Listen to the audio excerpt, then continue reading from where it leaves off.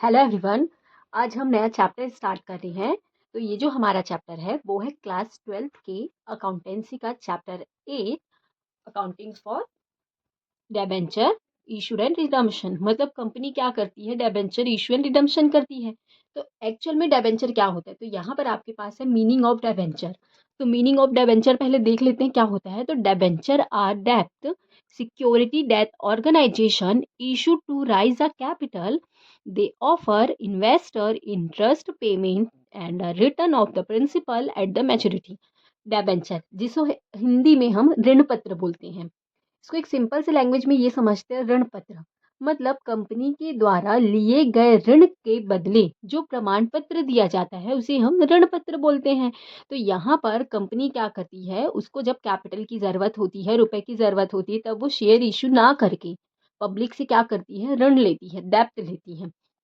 तो उसके बिहाफ में वो जो एक सर्टिफिकेट इशू करती है उसे हम डेबेंचर बोलते हैं। तो यहाँ पर इसलिए बोला गया है कि डेबेंचर आर डेब्ट सिक्योरिटी।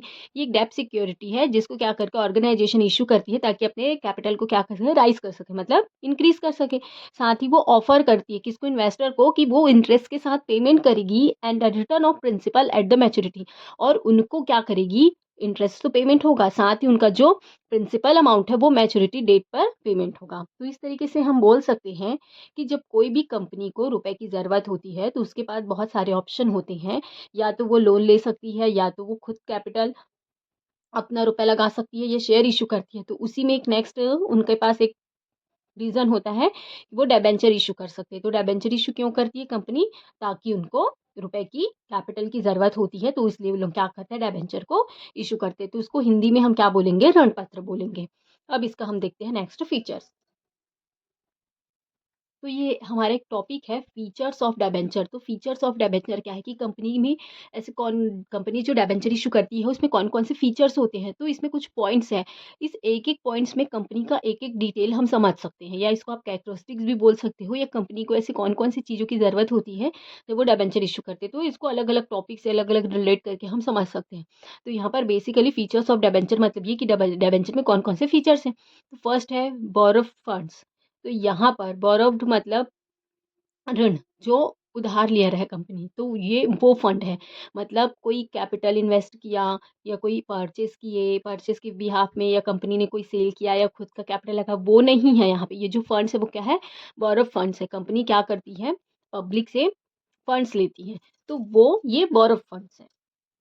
इसी में नेक्स्ट पॉइंट है आपका features fixed rate of interest. यहाँ पर फिक्स्ड रेट ऑफ इंटरेस्ट का मतलब ये है, जो कंपनी होती है वो जब भी डिबेंचर इशू करती है तो डिबेंचर इशू करते समय ही कंपनी अपना एक रेट बता देती है कि वो इतना परसेंट डिबेंचर पर क्या करेगी, इंटरेस्ट पेमेंट करेगी। इसीलिए हम इसको बोलते हैं फिक्स्ड रेट ऑफ इंटरेस्ट। जैसे कंपनी इशू करी है तो वहाँ पे ये बताती है कि वो 8% डिबेंचर है, 6% डिबेंचर है, 12% डिबेंचर है, 10% डिबेंचर है, 7.5% डिबेंचर है। तो यहाँ पे इस तरीके से कंपनी जो परसेंट बताती है उसका मतलब ये है कि इस जो डिबेंचर है उस पर उसको इतना परसेंट एनुअल क्या रिटर्न मिलेगा, इंटरेस्ट मिलेगा। अगर 8% लिखा है तो जो भी डिबेंचर की वैल्यू होगी, जो भी पर्सन जितना डिबेंचर खरीदेगा, तो उसका उसको 8% क्या मिलेगा, इंटरेस्ट मिलेगा। इसलिए बोला जाता है फिक्स्ड रेट ऑफ इंटरेस्ट, क्योंकि जब डिबेंचर इशू किया जाता है तो उस समय उसका जो रेट होगा इंटरेस्ट वो पहले ही क्या किया जाता है, बता दिया जाता है। फिर है compulsory payment of interest. Share पर जो डिविडेंड होता है, अगर वो कंपनी के पास प्रॉफिट होता है और प्रॉफिट बचता है तभी वो शेयर होल्डर्स को डिविडेंड पेमेंट करती है। अगर किसी ईयर में डिविडेंड नहीं है और कंपनी के पास रुपया नहीं है वाइंडिंग अप के समय, तो वो डिविडेंड का भी पेमेंट नहीं करेगी, तो भी कुछ नहीं होगा। लेकिन यहाँ पर जो डिबेंचर होता है वो एक तरीके से बिजनेस के द्वारा लिया गया लोन है, और उसका उनको पेमेंट करना पड़ता है, कंपलसरी है, इसलिए इनको प्रेफरेंस सिक्योरिटीज़ मिलती है, इसलिए कंपलसरी पेमेंट ऑफ इंटरेस्ट। इसलिए डिबेंचर को जो पेमेंट होगा उनके इंटरेस्ट का वो कंपलसरी होता है। अगर 2 सालों से अगर डिबेंचर का इंटरेस्ट पेमेंट नहीं हुआ है, तो तीसरे साल उसको प्रीवियस ईयर के 2 ईयर का इंटरेस्ट, और साथ ही जो तीसरे साल है उसका टोटल, मतलब उसको तीनों साल का क्या मिलेगा, इंटरेस्ट मिलेगा। इसलिए इसको कहा जाता है compulsory payment of interest. Next है सिक्योरिटीज़। जो डिबेंचर होता है उसको सिक्योरिटीज़ होती है, मतलब जब कंपनी वाइंडिंग अप होगी, तो वाइंडिंग अप के समय उसको क्या होगा, सिक्योरिटी मिल जा रहता है, कोई एसेट्स की सिक्योरिटी मिल जाएगी या कोई आपका शेयर वगैरह है, उनको सिक्योरिटी नहीं मिलती, डिबेंचर को सिक्योरिटी मिलती है। तो इसलिए जो डिबेंचर को वाइंडिंग अप के समय पेमेंट करते समय इनको सिक्योरिटी दी जाती है कि उनको फ्लोटिंग एसेट्स पर चार्जेस है, तो उनको कोई फिक्स्ड एसेट्स पर बोल दिया जाएगा कि ये उन पर चार्ज है कि जब भी उनको वाइंडिंग अप होगा तो इनको सेल करके उनको पेमेंट हो जाएगा। तो इस तरीके से उनको सिक्योरिटीज़ कहा जाता है। रिडम्पशन, रिडम्पशन को हम हिंदी में शोधन बोलते हैं। कहने का मतलब है, जब डिबेंचर इश्यू किया जाता है तो उस समय कंपनी क्या करती है, उसका पब्लिक से रुपए लेती है। तो रिडम्पशन का मतलब होता है उनको भुगतान करना, पेमेंट करना। तो यहाँ पर डिबेंचर का जब पेमेंट होगा वो भी पहले से ही डिसाइड होता है।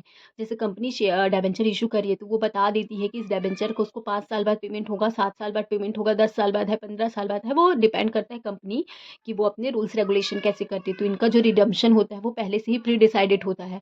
जब डिबेंचर इश्यू किया जाता है तो उसी समय बता दिया जाता है कि इस डिबेंचर का पेमेंट कितने साल में होगा। फिर है नो वोटिंग राइट्स। जिस तरीके से शेयर होल्डर्स को वोटिंग राइट होता है, कंपनी की जो मीटिंग होती है बोर्ड मीटिंग, उसमें जो शेयर होल्डर्स है वो अपनी वोटिंग दे सकते हैं, वोट राइट है उनको।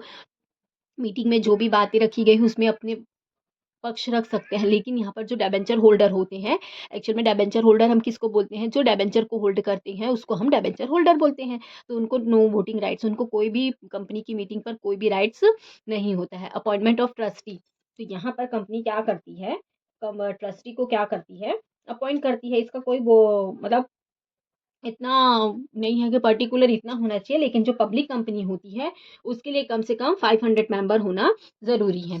फिर आपका है कन्वर्टिबिलिटी, यहाँ पर डिबेंचर को कन्वर्टिबिलिटी कर सकते हैं। तो इस तरीके से डिबेंचर के कुछ फीचर्स हैं जिसके अकॉर्डिंग हमें ये समझ सकते हैं कि डिबेंचर अगर कंपनी इशू करती है तो इससे कंपनी को भी क्या बेनिफिट होता है, और एक जो डिबेंचर होल्डर होता है, जो एक पब्लिक है, उसको क्या बेनिफिट होता है। क्योंकि डिबेंचर शेयर करने से एक तो कंपनी को भी बेनिफिट होता है और दूसरा आपका जो डिबेंचर होल्डर है उसको भी बेनिफिट होता है। Thank you.